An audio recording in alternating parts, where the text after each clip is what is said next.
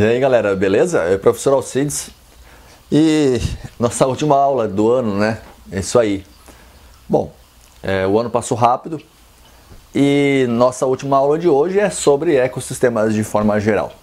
Então vai ser um monte de coisas que parece que não tem nexo, mas todas elas estão ligadas graças a um ecossistema que, se nós lembrarmos lá atrás, é um conjunto de comunidades que estão num determinado local com fatores abióticos envolvidos juntamente com os fatores bióticos. E, claro, se nós temos fatores abióticos, nós temos ciclos biogeoquímicos, né? Bio de vida, geo de terra e químico porque são substâncias. Incluindo eles água, carbono, oxigênio e nitrogênio. E esses fatores, meus queridos, eles são fatores limitantes em ecossistemas, né, tanto terrestres quanto aquáticos. Se nós pensarmos em água, ambientes aquáticos não são tão determinantes assim com relação à água, mas ambientes terrestres sim, né? Então o ciclo da água que envolve todas as fases de evaporação, nós temos lá na sequência, logo depois da evaporação da subida, nós temos então a condensação, né?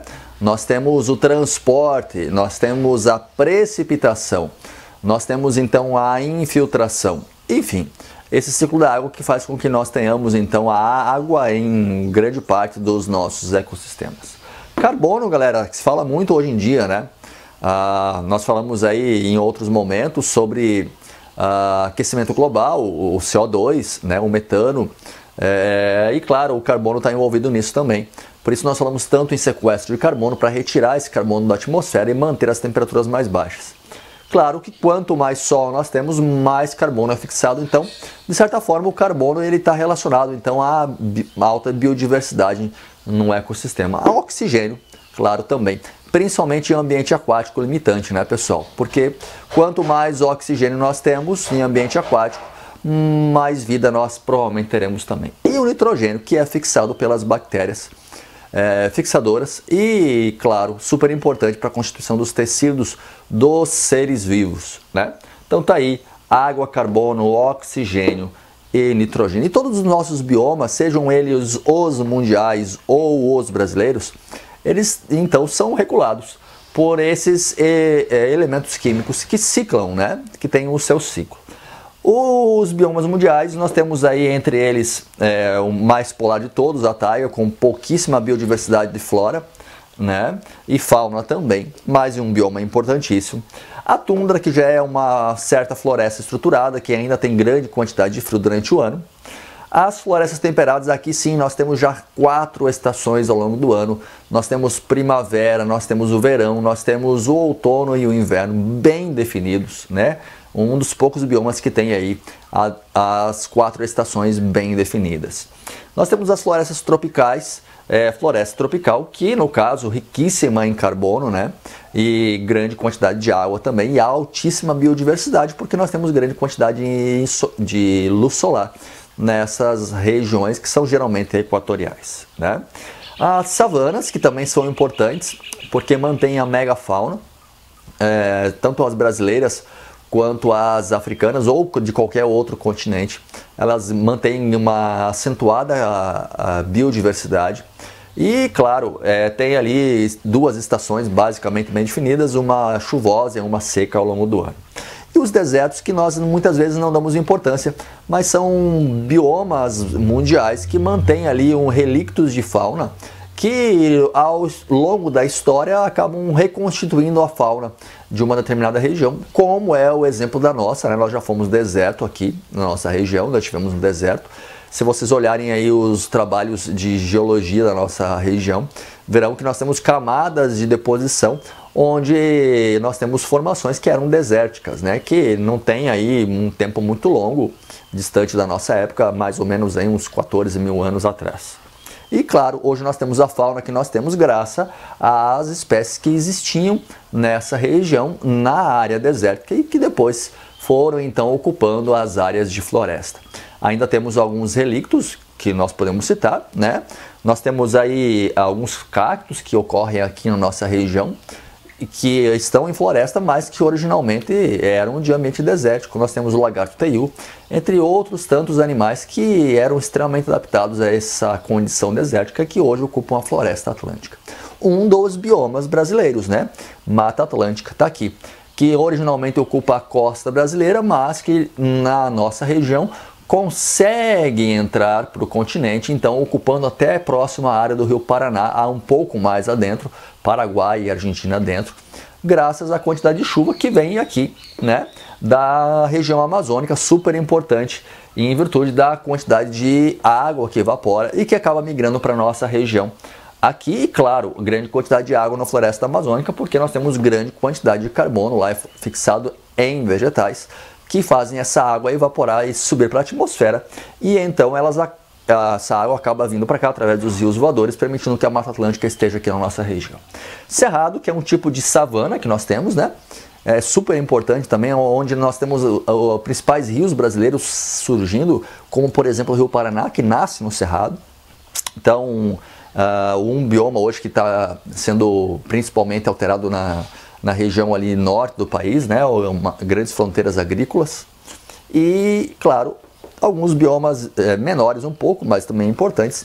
Caatinga, que é o único bioma brasileiro, semiárido, claro, né, tem uma biodiversidade importante que nós até desconhecemos. Pantanal, que é dividido então com outros países daqui da América do Sul, mas que ocorre no Brasil, no Mato Grosso do Sul e no Mato Grosso. Lindo, muito bonito, tá, gente? E o Pampa, bioma do sul do Brasil, que é dividido também com outros países da América do Sul, como a Argentina e o Uruguai. Bom, a interferência eutrópica sobre os ambientes, meus queridos, ela é inevitável, né? Eu falava sobre isso hoje com o pessoal do sexto ano. Nós precisamos viver e nós precisamos extrair recurso. E extrair recurso é antropizar o ambiente. Então, eu falava com ele sobre o que significa o dinheiro, né? O dinheiro é uma representação apenas dos recursos naturais que nós extraímos. Então, quanto mais recurso natural extraímos, mais nós geramos capital e então isso significa que mais nós antropizamos o ambiente. E quem não gosta de capital, né? Todo mundo gosta. Então, antropizar o ambiente é algo inevitável. Mas, claro, como nós somos seres com um telencéfalo desenvolvido em um polegar opositor, nós somos capazes de julgar de forma a poder manejar esses ecossistemas, antropizá-los, fazer uso, mas de forma consciente, para que nós não fiquemos sem esses recursos num prazo maior, né? O que nós chamamos de sustentabilidade. Isso é sustentabilidade, é usar de forma adequada, sem, claro, prejudicar aquilo que nós precisamos ao longo das gerações. Está aí, interferência antrópica. E por isso nós criamos no Brasil, por exemplo, né, não é um modelo brasileiro, ele foi importado, a primeira unidade de conservação ela é datada para os Estados Unidos, é o Yellowstone National Park. E claro, hoje no Brasil nós temos aí um modelo bem estruturado, hoje nós somos modelo, nós temos uma lei federal chamada de SNUC, que cria as unidades de conservação, que são áreas que são uma reserva dos recursos naturais que nós necessitamos, ou seja, o nosso estoque, né? A nossa dispensa, vamos dizer assim. E elas são divididas em unidades de conservação integral e de uso sustentável. As unidades de conservação integral, gente, elas são os parques, reservas biológicas, estações biológicas, refúgio, monumentos naturais. E as de uso sustentável, as APAs, as RPPNs, as reservas extrativistas, reserva de fauna, reserva de desenvolvimento sustentável e as áreas de relevante interesse ecológico, as ARIEs. As integrais, geralmente, elas não envolvem o uso do recurso natural. Elas, diretamente, digamos assim, né? Elas geralmente são áreas onde os recursos naturais são intocados, mas nós podemos usar as áreas para outras atividades. Pesquisa, conhecimento da fauna, da flora, podemos usar como lugar de banco de sementes, podemos usar para desenvolvimento de turismo, atividades de educação ambiental, áreas fonte que vão abastecer as áreas adjacentes, né, com a biodiversidade. Então, esta é a importância das áreas de proteção integral, unidades de conservação e proteção integral. Entre as que eu vou citar aqui, o Parque Nacional, que é uma unidade de conservação que permite pesquisa, que permite turismo, que permite o manejo, né, para a preservação, para a conservação da biodiversidade. E claro, são áreas-fonte, né? Então nós podemos citar o Parque Nacional do Iguaçu, que é uma unidade de conservação grande e importante na Mata Atlântica. É a maior área de proteção integral do bioma atlântico em todo o seu território, ou seja, incluindo a Argentina, Paraguai e outros países. Então, uma unidade de grande importância que tem ali ao oeste as Cataratas do Iguaçu, né, uma área de grande importância cênica que foi a motivação para a criação deste parque nacional chamado Parque Nacional do Iguaçu. Bem, entre as áreas de uso sustentável, gente, nós podemos citar que essas unidades de conservação, elas são áreas onde o homem pode sim fazer uso do recurso, mas de uma forma controlada, né? Por exemplo, nas áreas de proteção ambiental nós temos cidades, né? Eu posso citar aqui Jundiaí, por exemplo, ela está dentro de uma APA, né? A APA da Serra do Japi, que é uma unidade de conservação, uma área de conservação, na verdade não uma unidade, uma área de conservação onde tem uma grande fonte de água que é importante para as indústrias ali na região. Então a APA, por exemplo, da Serra do Japi, ela inclui ali cidades que têm então um manejo controlado dos seus recursos. Olha, pode fazer isso, mas aqui não pode. Então permite-se assim, um manejo mais controlado para que se mantenha a biodiversidade na Serra do Japi, no caso lá da APA. Né? E as pessoas vivem lá, têm as suas casas, seus comércios dentro de uma APA. Já a RPPN, que é um outro exemplo, já é bem diferente, né? É uma reserva particular, então tem que ser uma área de floresta nativa, de preferência, que tenha uma importância de biodiversidade. E o proprietário ele diz assim, não quero transformar essa área numa unidade de conservação. Então ele cria a RPPN junto com o poder público e, claro, ele tem a obrigação de mantê-la ao longo das gerações, né? Claro, ele pode desistir de ser uma RPPN ao longo do tempo, claro, mas temos aí algumas justificativas. Então, é isso, né? Então, aí todos os modelos, as de proteção integral de uso sustentável, e nós vimos o que é uma interferência antrópica, nós vimos os ciclos biogeoquímicos, vimos todos os biomas mundiais e brasileiros, e eu vou encerrando por aqui, tá, galerinha? Eu espero que vocês tenham aí curtido esse ano atípico, né? Eu sempre digo que toda coisa tem um lado bom e um lado ruim, e nós temos que aproveitar sempre o que é de bom, né? Então, foi difícil? Foi para todo mundo, né? Mas nós sobrevivemos, estamos aí e podemos dizer que nós passamos por isso, certo?